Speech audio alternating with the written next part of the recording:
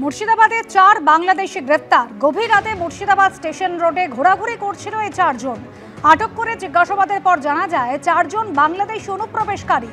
ধৃত 4 জনের বাড়ি রাজশাহী এবং চাঁপাই নবাবগঞ্জ এলাকায়। বাংলাদেশ থেকে ভারতে এলেও ধৃতদের কাছে কোনো বৈধ পরিচয়পত্র ছিল না। ধৃতদের 7 দিনের পুলিশ হেফাজতে নির্দেশ দিয়েছে লালবাগ মহকুমা আদালত।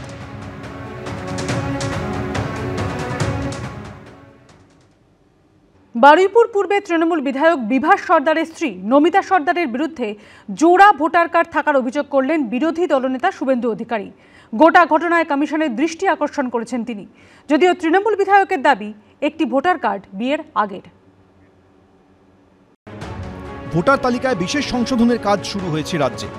আর এই আবহেই বারুইপুর পূর্বে তৃণমূল বিধায়ক বিভাস সর্দারের স্ত্রী নমিতা সর্দারের নাম 2 কেন্দ্রের ভোটার তালিকায় রয়েছে বলে অভিযোগ করলেন বিরোধী দলনেতা শুভেন্দু অধিকারী। সোশ্যাল মিডিয়ায় শুভেন্দু অধিকারী 2টি ভোটার কার্ডের ছবি পোস্ট করে অভিযোগ করেছেন, একটি বারুইপুর পশ্চিমের, অন্যটি কুলতলির। বিরোধী দলনেতার দাবি 2টি ভোটার কার্ডই তৃণমূল বিধায়ক বিভাস সর্দারের স্ত্রী নমিতা সর্দারের। যদিও বারুইপুর পূর্ব বিধানসভা তৃণমূল বিধায়ক বিভাস সর্দারের দাবি তার স্ত্রীর একটি ভোটার কার্ড বিয়ের আগের। উনি একজন মানসিক ভারসাম্যহীন পাগল ব্যক্তি। ওটা বিয়ের আগের voter card, voter list post করেছে। পুরনো ভোটার লিস্ট উনি পোস্ট করেছেন।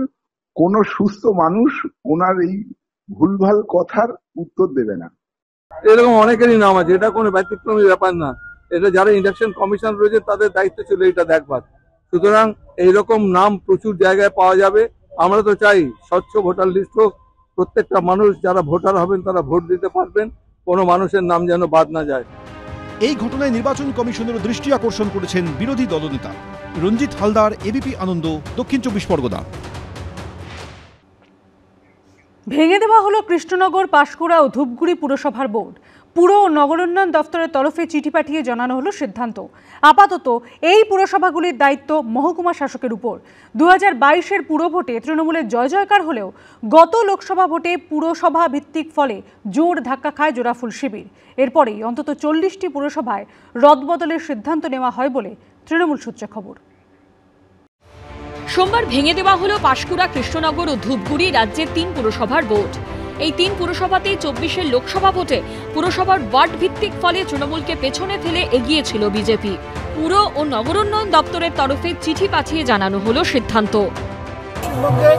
অলরেডি আজকে 6টা অ্যাডমিনিস্ট্রেটিভ বোর্ড ছিল যেখানে পৌরসভা, সেটা 6টাকেই ভেঙে দেওয়া হচ্ছে। তার মধ্যে ধূপগুড়ি একটা। সরকারি অর্ডার ছাড়া কখনো পৌরসভা ভাঙা যায় না।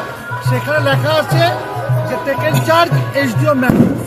একই সিদ্ধান্ত নেওয়া হয়েছে পাঁশকুড়া পুরসভার ক্ষেত্রেও। সরকার আমাকে এই দায়িত্বে বসিয়েছিল। কালকেও যে মেলের মাধ্যমে 2022 সালে আমার দায়িত্ব প্রাপ্তি ঘটেছিল, সেই মেলের মাধ্যমেই কালকে জানতে পারলাম যে এখানেও চেয়ারপারসন মানে বোর্ড অফ অ্যাডমিনিস্ট্রেটর চেঞ্জ হয়েছে। কৃষ্ণনগর পুরসভার প্রশাসনিক কাজে তৃণমূলের অন্দর থেকে উঠছিল অস্বচ্ছতার অভিযোগ। দীর্ঘদিন ধরেই বোর্ড ভাঙার জল্পনা ঘুরছিল রাজনৈতিক মহলে। অবশেষে মঙ্গলবার সেই জল্পনাতেই পড়ল শিলমোহর। ওটা অভিষেক ব্যানার্জির টাকা তোলার একটা ধান্দা। ও যখনই দেখবেন প্রত্যেক বছর একটা হুজুগ তুলে ওই করব, পৌরসভা চেয়ারম্যান সরিয়ে দেব, পৌরসভা চেয়ারম্যান সরিয়ে দেব, এই কথা বলে কোটি কোটি টাকা তুলেও। গত লোকসভা ভোটে ওয়ার্ড ভিত্তিক ফলাফলের নিরিখে রাজ্যের 121টি পুরসভার মধ্যে 74টিতেই 1 নম্বরে ছিল বিজেপি। তৃণমূল এগিয়েছিল 41টিতে। 3টি পুরসভায় শীর্ষে ছিল কংগ্রেস এবং 3টি পুরসভায় টাই হয়। এই ফলাফলের কারণ নিয়ে দীর্ঘ কাটাছেঁড়া ও সমীক্ষা চালানো হয় তৃণমূলের তরফে। এরপরেই অন্তত 40টি পুরসভায় চেয়ারম্যান ও ভাইস চেয়ারম্যান পদে রদবদলের সিদ্ধান্ত নেওয়া হয় বলে তৃণমূল সূত্রে খবর। একটা জায়গায় একটা পুরসভার যারা চালাচ্ছিল সেই বোর্ড ভেঙে দেওয়া মানে যে পয়সা কড়ির হিসেব, এটা তো অন্যরকম। মানুষের কাছে সেবা পৌঁছচ্ছে কি পৌঁছচ্ছে না, পরিষেবা পৌঁছচ্ছে কি পৌঁছচ্ছে না, এটাই প্রধান বিষয়। এবং এই দিক থেকে মমতা বন্দ্যোপাধ্যায় উন্নয়নের ব্যাপারে যতখানি নজরদারি নিজে করেন এবং যতখানি যত্নশীল নিজে, সে ব্যাপারে বিজেপির এই ছোটোখাটো বাজে অভিযোগ কোনো জায়গা পায় না। গত লোকসভা ভোটের ফলের পর দেখা যায় ওয়ার্ড ভিত্তিক ফলে ধূপগুড়ির 16টি ওয়ার্ডে পিছিয়ে ছিল তৃণমূল কংগ্রেস। আবার দক্ষিণবঙ্গে কৃষ্ণনগর পুরসভায় 32টি ওয়ার্ডের মধ্যে লোকসভার ভোটে ফলাফলের নিরিখে একটি বাদে সবকটিতেই তৃণমূলকে পেছনে ফেলেছিল বিজেপি। পাঁশকুড়া পুরসভার ক্ষেত্রে 18টি ওয়ার্ডের মধ্যে লোকসভার ভোটে ফলাফলের নিরিখে 11টিতে লিড পেলেও 7টি ওয়ার্ডে পিছিয়ে পড়ে তৃণমূল। তবে তাৎপর্যপূর্ণভাবে পাঁশকুড়া পুরসভার বিদায়ী প্রশাসক নন্দ মিশ্রর 12 নম্বর ওয়ার্ডে এগিয়েছিল তৃণমূল। তারপরেও তাকে দায়িত্ব থেকে সরিয়ে দেওয়ায় চড়ছে রাজনৈতিক জল্পনার পারও। তৃণমূল দলের এগুলো হচ্ছে অন্তর্কলহের প্রতিফলন। তৃণমূল দল এখন ম্যানেজ করতে নামছে, ড্যামেজ কন্ট্রোল করতে নামছে। গোটা তৃণমূল দল আজকে অন্তর্দ্বন্দ্বে ক্ষতবিক্ষত। সেই জায়গায় দাঁড়িয়ে একে তাকে এদিক ওদিক রদ বদল এসব করার মধ্যে দিয়ে একটা জায়গা বলে ম্যানেজ করার চেষ্টা করছে। তৃণমূল দল আবার বলছে আমি অন্তর্কলহে ক্ষতবিক্ষত এই মুহূর্তে। বছর ঘুরলেই বিধানসভা ভোট, তার আগে পুরসভায় রদবদল করে আসলে কি এলাকাভিত্তিক সরকারি পরিষেবা আরো ভালো করার দিকে জোর দিতে চাইছে তৃণমূল, নাকি এর পেছনে রয়েছে অন্য কোনো সমীকরণ?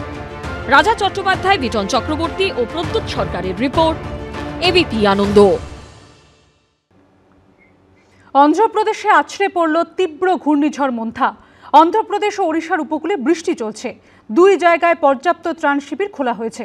প্রশাসনকে সব রকমভাবে প্রস্তুত থাকার নির্দেশ দিয়েছেন অন্ধ্রপ্রদেশের মুখ্যমন্ত্রী চন্দ্রবাবু নাইডু। প্রবল ঘূর্ণিঝড় হয়ে অন্ধ্র উপকূলে আছড়ে পড়েছে মন্থা, যার জেরে সে রাজ্যের বিভিন্ন জায়গায় প্রবল ঝড় এবং বৃষ্টি হয়েছে।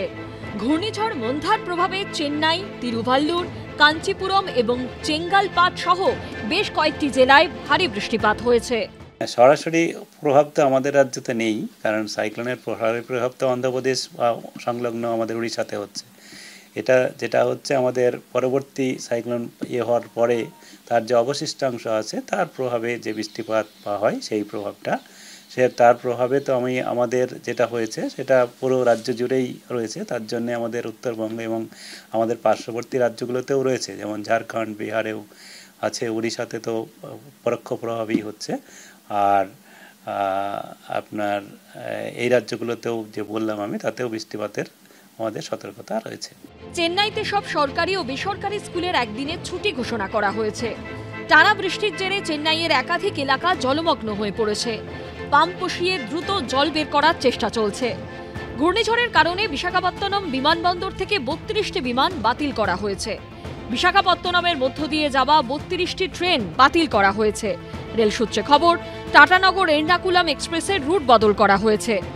ভুবনেশ্বর জগদ্দলপুর এক্সপ্রেস এবং রাউরকেল্লা জগদ্দলপুর এক্সপ্রেসের গতিপথ সংক্ষিপ্ত করা হয়েছে।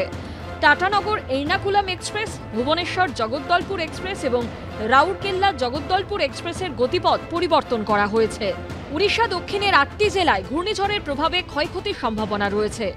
গঞ্জাম জেলায় সমুদ্র উত্তাল। মঙ্গলবার সকাল থেকেই সেখানে শুরু হয় ভারী বৃষ্টি। উড়িষ্যায় 2000-এর বেশি ত্রাণ শিবির খোলা হয়েছে। 11,396 জনকে ত্রাণ শিবিরে নিয়ে যাওয়া হয়েছে বলে জানিয়েছেন উড়িষ্যার মুখ্যমন্ত্রী মোহন চরণ মাঝি। ঘূর্ণিঝড় মন্থার প্রভাবে মঙ্গলবার থেকে শুক্রবার পর্যন্ত বিক্ষিপ্ত ভারী বৃষ্টি চলবে দক্ষিণবঙ্গের জেলাগুলোতে। উত্তর ও দক্ষিণ 24 পরগনা, পূর্ব ও পশ্চিম মেদিনীপুর, ঝাড়গ্রাম, পুরুলিয়া, পূর্ব ও পশ্চিম বর্ধমান, বীরভূম, মুর্শিদাবাদে ভারী বৃষ্টির আশঙ্কা রয়েছে। বৃহস্পতিবার ভারী বৃষ্টির সম্ভাবনা রয়েছে মালদা, উত্তর ও দক্ষিণ দিনাজপুর, দার্জিলিং, কালিম্পং, জলপাইগুড়ি জেলায়। শুক্রবার দার্জিলিং, কালিম্পং, আলিপুরদুয়ার, কোচবিহার, জলপাইগুড়িতে 200 মিলিমিটার পর্যন্ত বৃষ্টি হতে পারে বলে আবহাওয়া দপ্তর সূত্রে খবর। মালদা এবং উত্তর দিনাজপুরেও ওই দিন ভারী বৃষ্টির সম্ভাবনা রয়েছে। সন্দীপ সরকারের রিপোর্ট, এবিপি আনন্দ।